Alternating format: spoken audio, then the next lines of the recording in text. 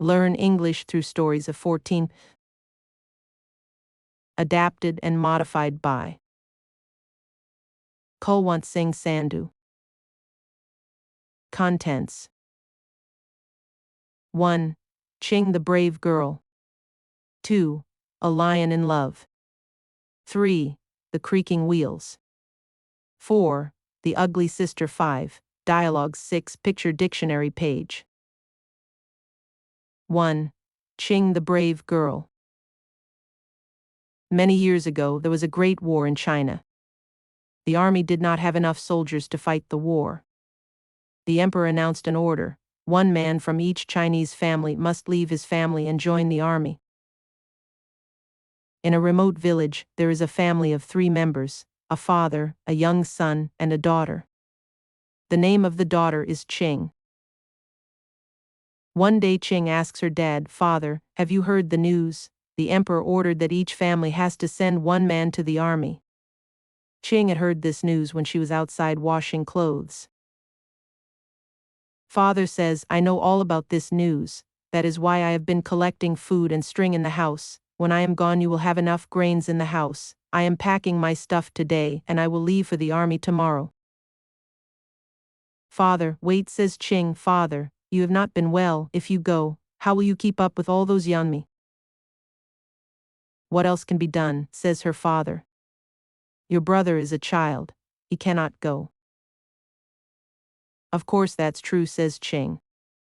"He is too little, but I have an idea." She pours her father a cup of tea and gives it to him. "Father, have some tea, please. Sit for a minute. I will be right back." "Very well, dear," says the father. Ching goes into her room. With her sword, she cuts off her long black hair. She puts on her father's clothes. Going back to her father, Ching says, "Father, look at me. I am your son now. I will go in your place. I will do my part for China." "No, my daughter," says the old man. "You cannot do this." "Father, listen please," says Ching. "For years you trained me in Kung Fu. You showed me how to use a sword." Ching swings the sword back and forth with a lot of power. "Only so that you could stay safe," says her father. "I never meant for you to go to war. If they find out you are a woman, you know as well as I do that you will die." "No one will find out, father," said Mulan. She picked up her sword. "Ching," says the father. He tries to get up but has to hold on to his chair. The daughter kisses him goodbye. "I love you, father," she says. "Take care of yourself. Tell my brother I said goodbye." She climbs on a family horse. And off she goes to join the emperor's army. In the army, Ching proves to be a brave soldier. In time, she is put in charge of other soldiers. Her battles are going so well that she is put in charge of more soldiers. Her battles keep on going well. After a few years, Ching is given the top job. She is the general of the entire army. Not long after that, a very bad fever sweeps through the army. Many soldiers are sick. And Ching becomes sick too, the general of the army. When the doctor comes out of Ching's tent, he knows the truth. "The general is a woman," yell the soldiers. "How can this be?" Some call out, "She tricked us, and we will not fight for a woman." They say, "Punish her. Make her pay. The cost is for her to die." But others call out in voices just as loud, "With Ching, we win every battle." They say, "Stay away from our general." Just then a soldier runs up. "Everyone," he calls. "A surprise attack is coming." Ching hears this from inside her tent. She gets dressed and goes outside. She was not yet strong but stood tall. She tells the soldiers where they must go to hide so they can attack when the enemies come. But they must get there fast. The soldiers, even those who did not like that their general was a woman, can tell that Ching knows what she is talking about. It has worked. The battle is won.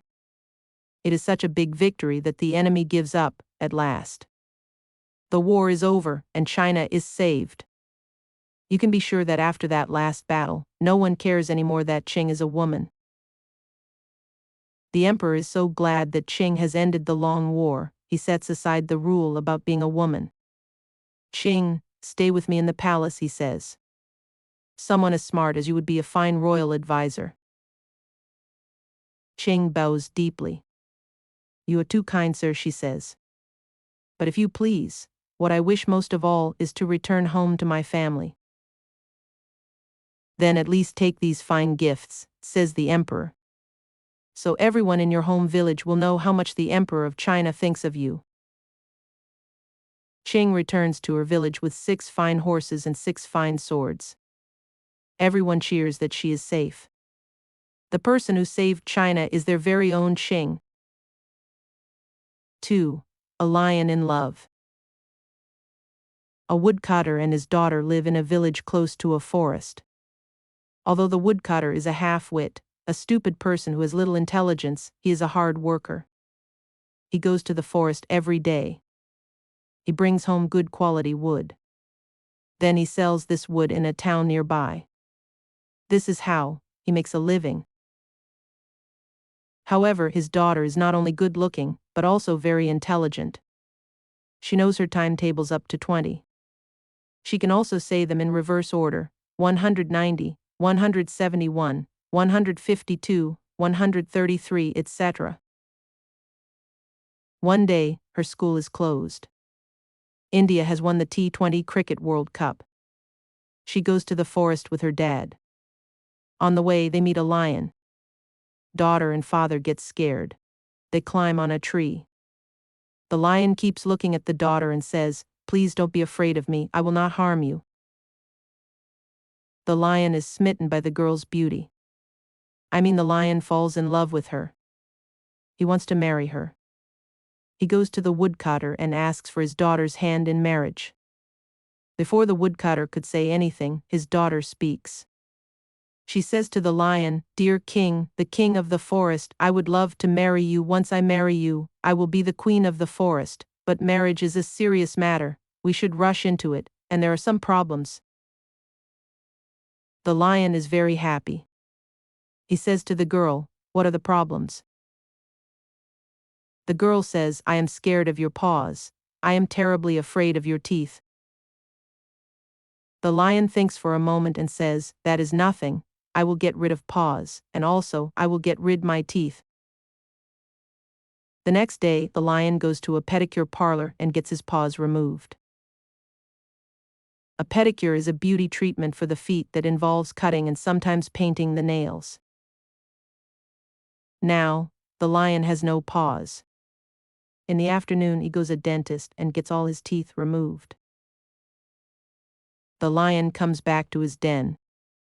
He gets ready and goes to the woodcutter's house. He says to the woodcutter, "Dear my father-in-law, look at me, I have no teeth and no paws. Please tell this news to your daughter." Daughter comes out with a hockey stick. She is not afraid of the lion anymore. She starts hitting the lion and says, "You think I was really going to marry you? You half-wit animal, go away and get lost." Now, the foolish lion cannot even hunt without his teeth and paws. As they say, love is blind and takes over your mind. 3. The creaking wheels. There is a small village called Nangla. It is near Kartarpur, not very far away from National Highway 3, NH3. National Highway. In the village lives a farmer. His name is Shaju. We don't know his real name. Everybody calls him by this name. There is a story about why people call him Shaju. He is a skilled winnower. Nowadays in the grain market, workers use a winnowing machine. Before, people used a winnower, shaj, to blow the chaff from the grain. A winnower. One day, Shaju is going to go to a town. He hooks his white oxen to his cart. His load is not very heavy. They are empty pitchers. His oxen are young and strong. Around their necks tinkle bells. They are pulling the cart steadily.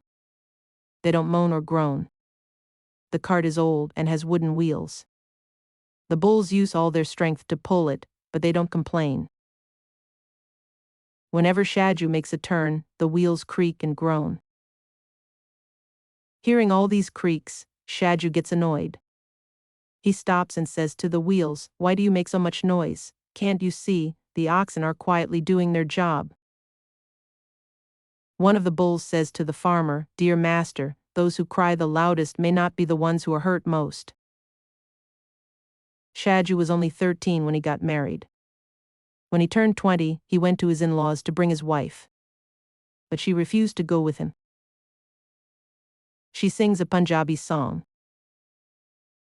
To take me, he comes in his cart with oxen. And he is screaming, trumpeting like an elephant. Even if I die in the month of September, I am not going to my in-laws. 4. The Ugly Sister. Ronnie grows up in a huge family. She has 6 older sisters and 3 younger brothers. All of them are very beautiful, handsome kids. This makes Ronnie feel very bad. She knows she looks nothing like them. Ronnie has even heard people say she is the ugly sister in the world.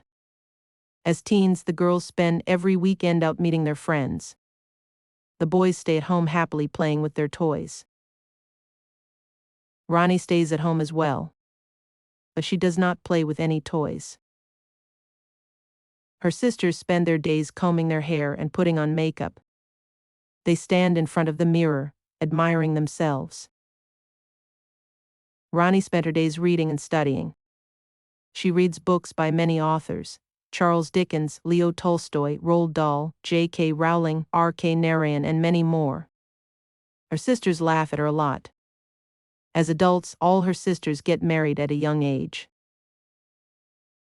They all had handsome husbands. But all of the husbands are good-for-nothing husbands. They are lazy and idle. They do nothing. They are a waste of time on this planet. All of them are arrogant. They show off. But they have nothing in their brains. Their brains are just empty boxes. They have nothing to talk about other than branded clothes. One says Adidas is better than Nike. Other says I love my Champion t-shirt, it's much better than Puma. Ronnie wears simple clothes and eats simple food. She goes to college and concentrates on her studies. She has a natural talent for maths. Differentiation and integration for Ronnie is fun. She loves solving equations. She is a natural problem solver. When she's helping her mom in the kitchen, her brain doesn't stop solving problems. Sometimes she washes the same plate 3 times, but solves her equation. She gets 4 stars in her levels: mathematics, English, physics, and further mathematics. She goes to the university, King's College of London. She earns her degree in economics. She gets a scholarship to do her master's. Today, she is working for a big international company and is earning a handsome wage. Is she ugly? 5. Dialogues. Driving very slowly. A. Why is the driver behind me honking? B. You are going so slowly. A. I am driving at the speed limit. B. Everyone drives fast in this town. A. No one follows the rule. B. You're the only one. A. I should yell at him. B. No, he'll just be even madder. A. Good. He deserves to be mad. B. You don't know if he's dangerous. A. I'll just go even slower. B. That would really annoy him. Driving too fast. A. Why are you driving so fast? B. I have to be at work on time. A. Do you really have to? B. Yes, I will be fired if I'm late. A. I don't want to die. B. Relax, I am a good driver. A. A good driver doesn't drive extremely fast. B. We haven't even hit anything yet. A. I bet you're going to get a ticket. B. How much do you want to bet? A. If I win, you're never driving me. B. If I win, you have to shut up whenever I drive. 6. Picture dictionary page.